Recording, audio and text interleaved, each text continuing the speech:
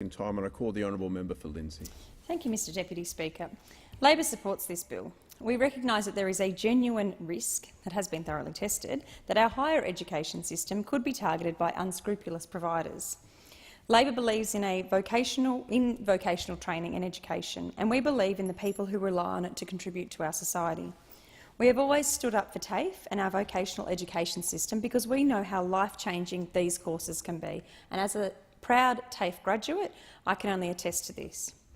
Unlike those opposite, we are in the business of improving the standard of living for ordinary Australians, not taking every single opportunity and reducing it. Ensuring that Australia's world-class higher education system and our students are properly protected is absolutely critical to its ongoing success. The reforms that are proposed in this bill rightly acknowledge that there has been a surge in applications from vocational education providers to become higher education providers. And we are seeing this surge because people want to have choices to skill themselves other than through universities. Not everybody wants to go to university, and not everybody needs to go to university to be successful. Sadly, the Turnbull government doesn't believe in vocational training. The runs are on the board for the Conservatives. TAFE has been gutted, plummeting enrolments, and 5,700 world-class TAFE teachers and support staff sacked since 2012. And I reiterate, the support staff. The government and New South Wales state Liberals have made an art form of killing the TAFE system, and the result has been an increase in private operators, resulting in shonky providers that think they can game the system. As I've previously mentioned in this House, under the Liberals we have seen the sector ripped off and defrauded, students being signed up to fake courses, vulnerable people being enrolled in courses that are completely inappropriate, and young people being tricked into taking on significant debt with absolutely no personal gain or return or any ability to repay it. People have been bribed with iPads. These are vulnerable people, young people, sometimes people with a disability, and they're made to sign up to courses that have no intention of participating in or completing, or that they have the ability to even complete.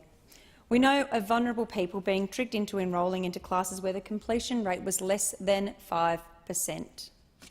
And we know of employers who refuse to employ people who have these certifications from certain institutions. Without a strong and effective vet sector, many people in my own electorate will not be able to reach their full potential and therefore will not be able to contribute to society as much as they otherwise would have, and that means we all lose. Businesses have less skilled workers to employ, and we have more people relying on social benefits rather than participating in the workforce. Two of those things those opposite continually bang on about in this place. Good private providers are all well and good, but we know the bottom line for some of them is profit and not good educational outcomes. The government needs to understand that education is an investment, not a burden, and TAFE course fees are rapidly rising and hundreds of thousands of people are being locked out of courses that could change their lives. Millions of dollars of taxpayer funds have been spent on courses where the qualification was not worth the piece of paper it was written on. I am pleased to see that this bill will go some way to making the safeguards and protections necessary for students, but I remain concerned about the impact on students already affected. You cannot have jobs and growth without investment in education. Businesses know this, employers know this. Those of us who have been educated also understand this, and the government is silent on this.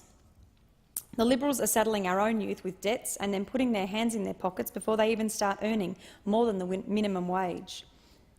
If it isn't TAFEs, then it's universities and public schools where the government also wants to hurt students. The government will have your hand in your pocket earlier, charge higher fees while cutting university funding at the same time, not to mention stopping the K-12 classrooms right around Australia from reaching their full Gonski funding allocation, ensuring that every classroom, no matter what postcode it's in, has the resourcing standards it needs.